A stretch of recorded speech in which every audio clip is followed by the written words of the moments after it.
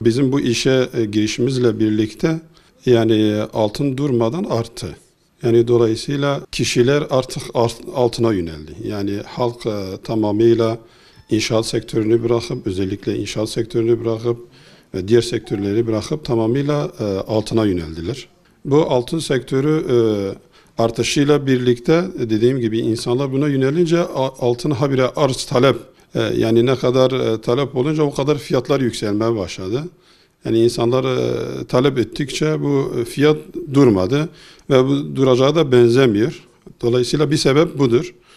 İkinci bir sebep biliyorsun malum ülkenin ekonomik kriziyle alakalıdır. Yani dünya piyasasıyla alakalı. Yani savaşların olması, dünyadaki ekonomik krizlerin yansıması, bunlar hepsi malum biliyorsunuz altının fiyatına yansıyor yani.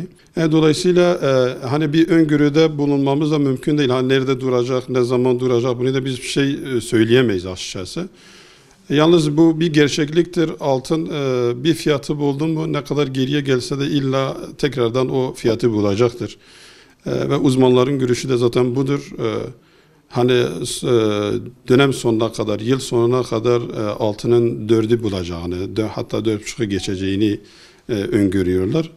Yani bu da onun belirtisidir. Şu anda mesela ekranımıza da baktığımızda ekranımız aslında onu ifade ediyor. Yani o fiyatı bulacağını gösteriyor.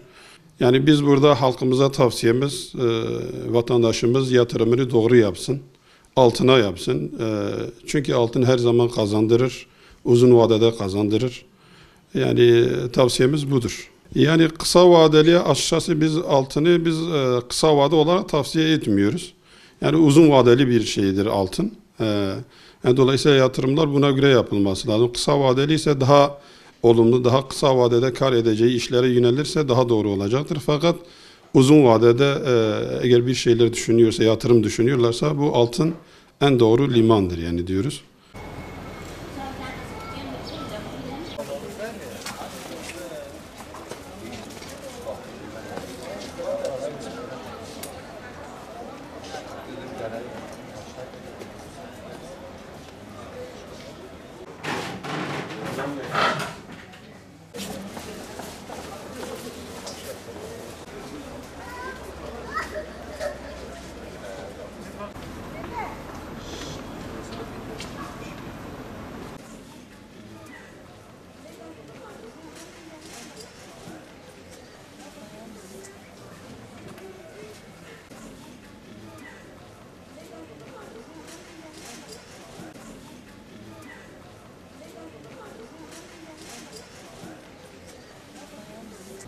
Altın pandemiden sonra hareketliliğe başladı. Zaten 2010 ile 20 arası bir duraksama dönemi yaşamıştı. 2020'de pandeminin vesilesiyle dünyada enflasyon patladı. Enflasyon patlayınca dolayısıyla altın da kendini koruma altına aldı. 5 yıldır aralıksız yükseliyor.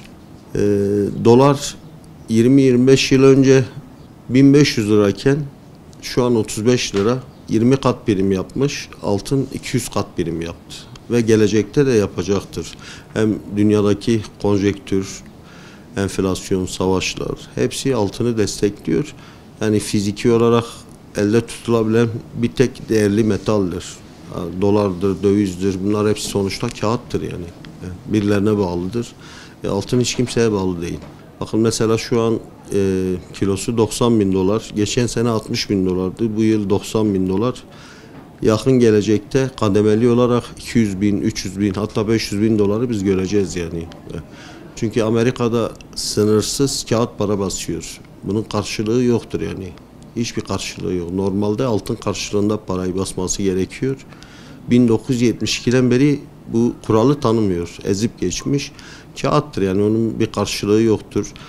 Bireysel olarak da kurumsal olarak da devletler de merkez bankaları da kendilerini garantiye almak için hepsi altına yatırım yapıyor. Böyle de devam edecek bu yani.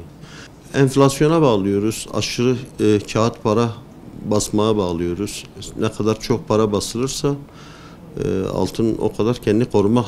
Yani aslında altın yükselmiyor. Alım gücünü koruyor.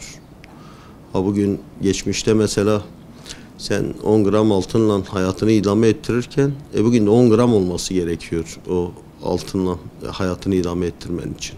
Ya aslında alım gücünü koruyor. Birçoğu şey geride kalsa da altın değerini koruyor. O alım gücünü koruyor yani ya. Altını her zaman uzun vadeli düşünmek lazım.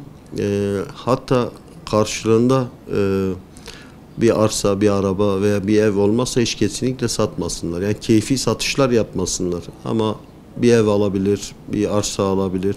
Bunun için bozabilirler. Yoksa hiçbir zaman bozmasınlar. Her gün muhakkak ki değerini koruyacaktır, üstüne katlayacaktır yani. Ve tüm halkımıza da tavsiye ediyoruz. Altın her zaman alınacak bir emtiadır. Yani sen şu an cebinde kağıt para bulunduracağına altın alman en doğrusudur.